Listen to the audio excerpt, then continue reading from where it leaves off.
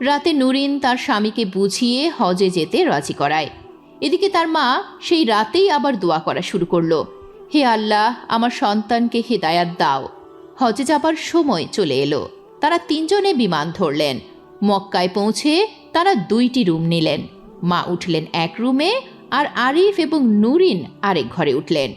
কিন্তু রাতে সেখানে তারা উচ্চস্বরে গান বাজিয়ে হাসাহাসি করতে থাকলো।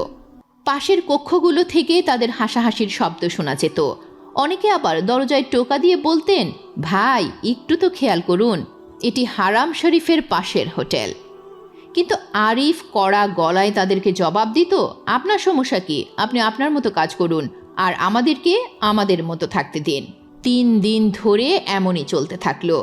মা কাবা শরীফের সামনে গিয়ে মাথা নিচু করে বসে পড়লেন, চোখ বেয়ে পানি ঝরছে। সেই মুহূর্তে বাসিরা খালা একটি দোয়া করলেন, ইয়া আল্লাহ,